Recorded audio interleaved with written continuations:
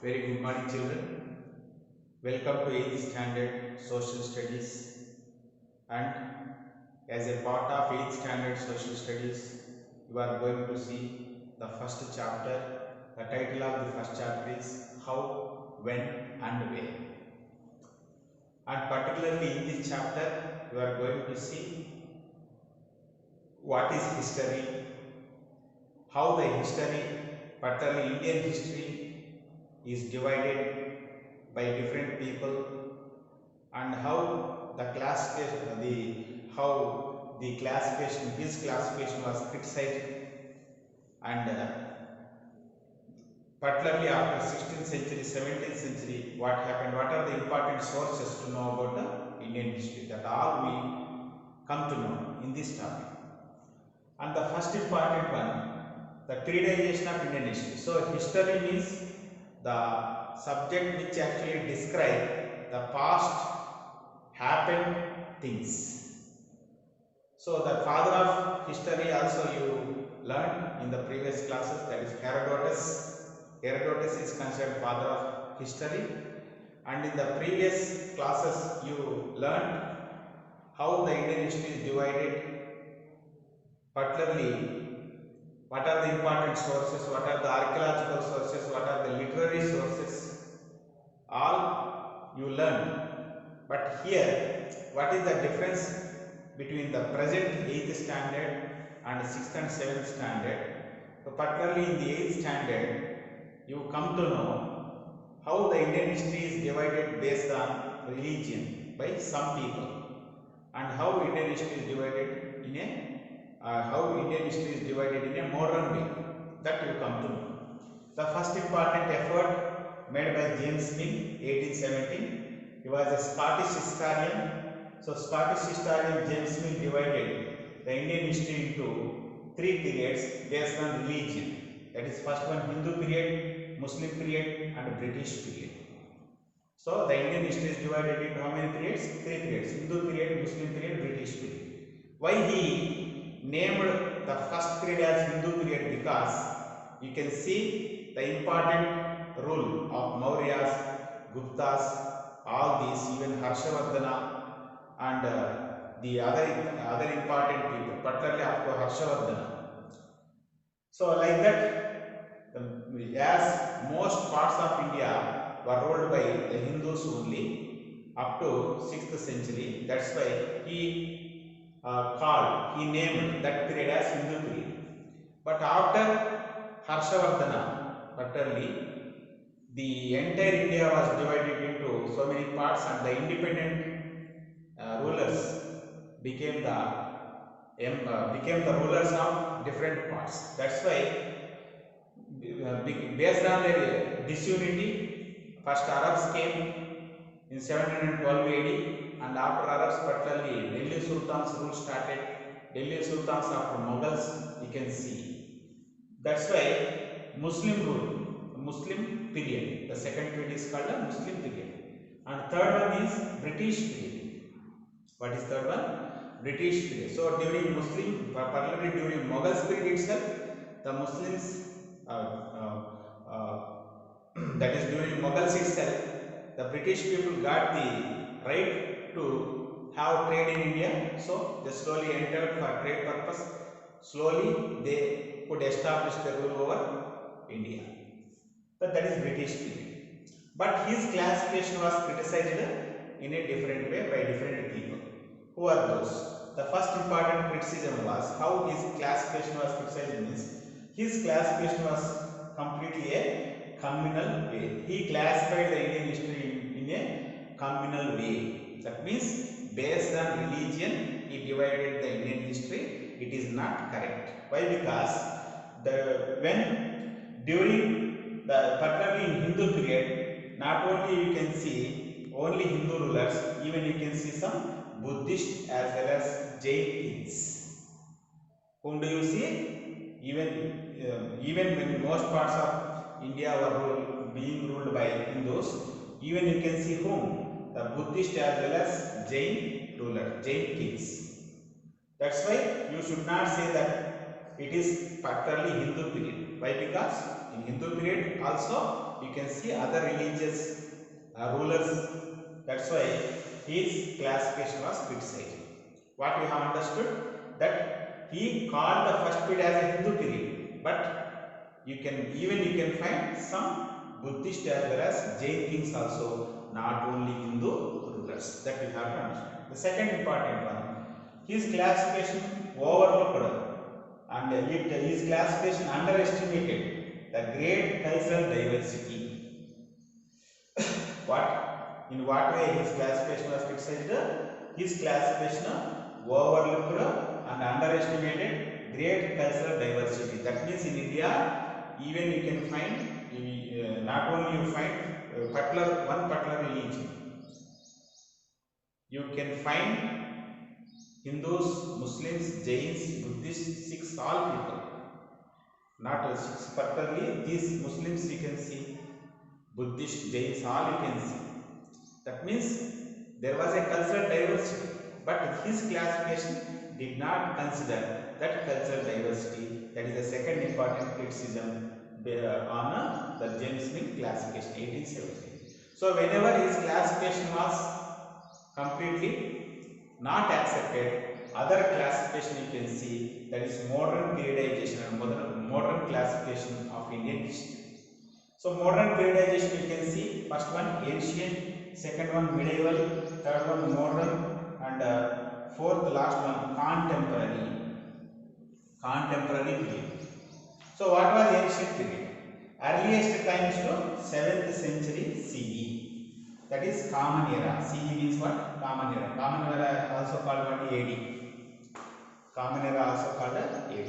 So earliest times to 7th century CE or AD. This is called the ancient period.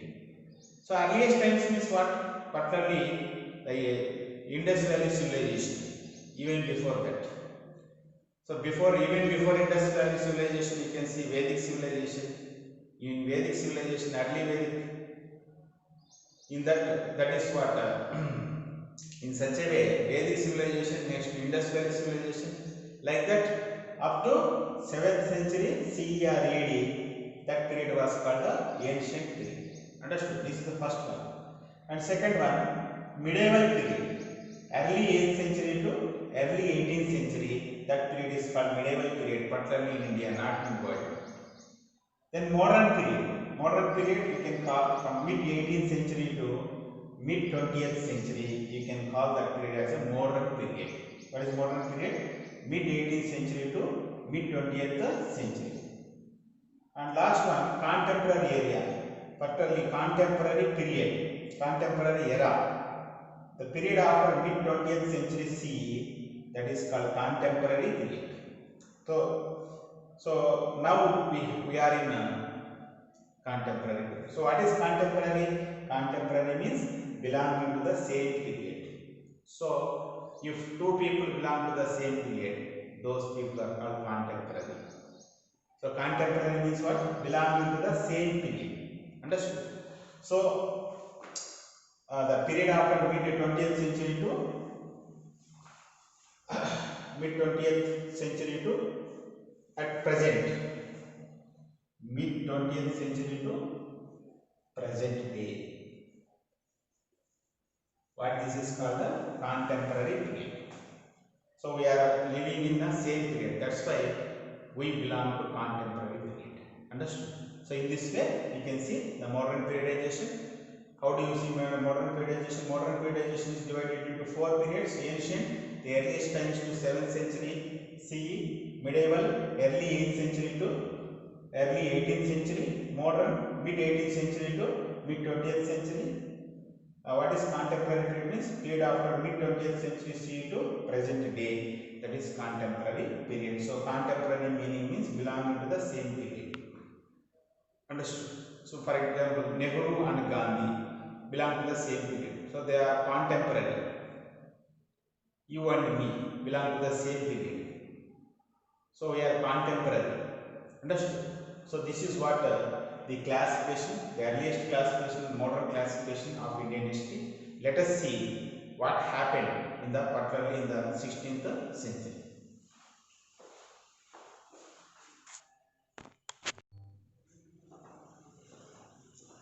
Yes, children. Previously, what we have seen, the classification of Indian history by James Smith, the first important one, and he divided the Indian history into three periods based on religion. And the next important, how his classification was criticized, and next what was modern periodization of Indian history. Now, let us see what are the important developments took place, particularly in mid 19th century CE to mid 20th century, which was called modern period. Understood? So, what are the important things?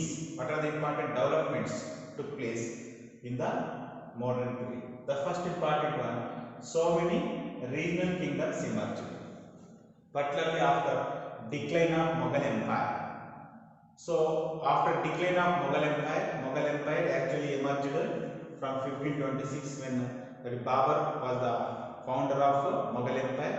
So, with his rule, the Mughal Empire started until 1857. Their rule was actually continued, and whenever the downfall of Mughal Empire started, particularly regional kingdoms emerged. That is the important change that took place. This is the first important development took place in the modern period. This is the first one. Second one, European trading companies came to India for trading purpose, particularly with India. Who are those? Particularly, first one, Portuguese came. Next, Dutch came. Next, French came. Even after that, English. Like that, all the European countries, European companies came to India for trading purpose. That is second important development which took place in the modern period. So, even though Portuguese, Dutch, French came to rule India, particularly to trade India, but there was a continuous struggle to have their domination in India. But who finally could establish their rule over India? That is East India Company. The East India Company got victory over other European companies, and they had economic, administrative, and political control over India. Which control? Economic, administrative, and political control over India after defeating all these Portuguese, Dutch, French people. So remember. So this East India Company came to India in 1600 AD itself. 1600 AD itself, this East India Company came to India. Then next important one. So whenever British people could establish their rule over India, they made India a colony. They exploited India in all ways, and they drained our wealth to their home country. Understood? And because of that, all the Indians, they started struggle. They started a movement against the British, and with their continuous movement, particularly against the British, because of their continuous effort, we were freed in 1947, August 15. That is another important development took place in the modern period. And this modern period is called colonial period. Modern period is called the colonial period, particularly in Indian history. Why this period is called colonial period? Because the subjugation of India. That means the entire India was particularly subjugated. It was completely under the control of British.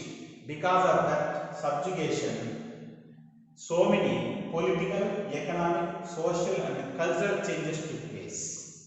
Where? In India. The subjugation of India brought so many political, economic, social, and cultural changes in India. That means what? As our India was a colony to British, because of their administration, because of their domination, because of their supremacy, because of their rule, so many political, economic, social, and cultural changes took place in India. So that what you have to observe in the modern period. Now, my question is, how do we know, how do we understand all these developments? We should have some sources. What are those sources? There are some sources, those are official records which were maintained by the British, surveys which were conducted by the British, records which were maintained by the European companies, and even some literature and miscellaneous records. So all these help us to know about the important developments which took place in the modern period. Understood? The first important one, written records. Particularly written records reveal, written records explain us about the administrative activities of the British, particularly from district to central government. How the administration was going on, particularly from district to central government. How the administration, in what way they employed different officials in order to look after the districts. In such a way, the written records help us to know about their administrative activities, particularly from district to central government.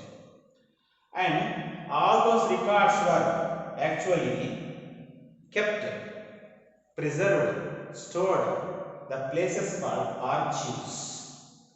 What is archive? A place where historical records are stored. A place where historical records are stored. Understood? What is archive? A place where historical records are stored. These archives, that is National Archive of India. You can see National Archive of India at Delhi, New Delhi. Where do you find National Archive of India? That is at Delhi. Particularly how this National Archives of India emerged. Because of that, Imperial Records Department was established in 1891, March 11. Understood? What you have understood? That is Imperial Records Department. Imperial Records Department was established in 1891, March 11. Where? At Kolkata. For what purpose Imperial Records Department was actually established by the British? In order to preserve, in order to store all the administrative records, all the official records. Where? Kolkata. But whenever the capital of India was shifted from Kolkata to Delhi in 1911, the Imperial Records Department shifted to Delhi. That Imperial Records Department was renamed as National Archives of India. So what was the word name of National Archives of India? That is Imperial Records Department. And not only that, even you can see the Nehru Memorial Museum and the library, you can see all these records in the form of microfilms. How do you see? In the form of microfilms. Where do you see all these historical records? Nehru Memorial Museum and a library. You can find all these official records in the form of microfilms. Okay. Then what about the surveys, records, literature? Also help us to know the important developments took place in Indian history. Let us see.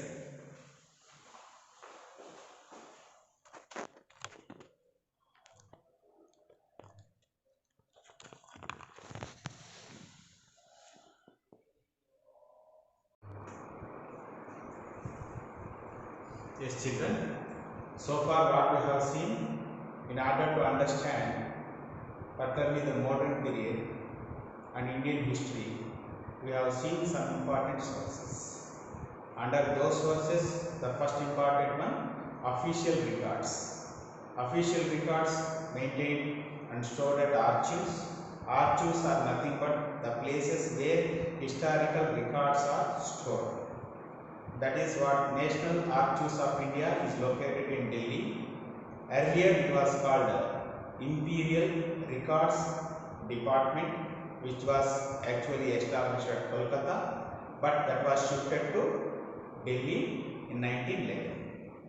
And even Nehru Memorial Museum and Library, you can see all the historical records in the form of microfilms. New Delhi. After having little idea about the first important source, that is official records, now let us see other important, that is surveys. Surveys also helped to understand the administrative matters of British. Numerous surveys, the British conducted numerous surveys in order to administer more parts of India. And not only that, not only surveys, then from mapping the land, so from just by mapping the land, you can have idea about the region, and even by conducting survey, soil quality, climate and vegetation. Why do we conduct survey on soil quality, climate and vegetation? It is not possible to fix the same kind of land revenue to all the regions. In some places the land may be fertile, in some places may not. So we have to fix higher land revenue or rent for the land which has got more fertility and less for the less fertile. That's why we have to conduct survey. For what purpose we should conduct survey? In order to understand soil quality, climate, vegetation. Understood? Next, even revenue surveys also conducted, and also we conduct census operations to know about population. So census operations generally conducted for what? To know about the composition of population, in which area there is more population, even among the population who are more, old people, young people, children who are more, and even whose population is more, Muslim population or Hindu population or Jain or Buddhist population. In such a way, all these surveys helped to understand the nature of people and to administer well throughout, that is all parts of the country which were under the control of British. That is about the surveys. Next, records of European companies. So not only the British, you have seen official records which were maintained by the British, and even they stored at the places called archives. But not only the British, other European companies, particularly Portuguese, Dutch, French, English, all these European companies maintained records. Through those records, you can understand 17th and 18th century economic and political history of India. How do you know the economic and political history of India? Particularly with the help of records. Who maintained those records? Portuguese, Dutch, French and English maintained records. Those, with the help of those records, it is very easy to understand economic and political history of 17th and 18th century. And next, indigenous literature and miscellaneous works. Indigenous, what actually come under the literature? Diaries, books, newspapers, all come under the indigenous. Indigenous literature, nothing but the literature which you can find within your country. Domestic literature. Within your country, what are the books available? What are the diaries available? What are biographies available? What are autobiographies available? What are newspapers available? All come under indigenous literature and miscellaneous works. So with the help of all this, we can understand the contemporary conditions, contemporary developments. And in that, biographies and autobiographies of important people.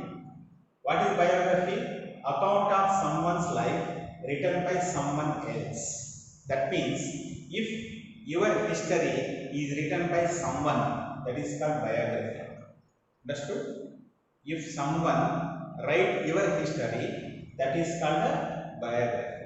If you write your history by yourself, that is called autobiography. For example, Mahatma Gandhi wrote My Experiments with the Truth. My Experiments with the Truth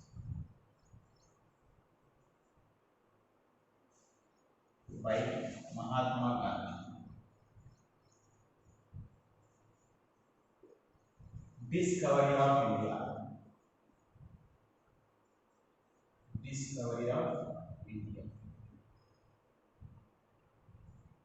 by Jawaharlal Nehru. What are these? These are the autobiographies. My Experiments with the Truth. Discovery of India. See, these are the books written by themselves about their life. Those are autobiography. Ignited Mind, which was written by Abdul Kalam. So like that we can see biographies and autobiographies of Dadabhai Nauroji, Balagangadhar Tilak, B.R. Ambedkar, all will come under, this all will help to know about history, particularly Indian history. And not only that, some English and vernacular newspapers. Vernacular newspapers means so many newspapers were edited, were printed in the native language. Those newspapers, Rashtra Goftar, Patriot, Amrit Bazar Patrika, Indian Mirror, Kesari, and some of the important diaries and records which were given by some pilgrims and tourists, all these help us to know about the Indian history. In this way, we have so many sources to understand Indian history. So remember, children, what are the important sources to know about Indian history means the official records maintained by the British, surveys, and also the records of European companies, and also indigenous literature. All these help us to know about our Indian history. Thank you. Have a nice day.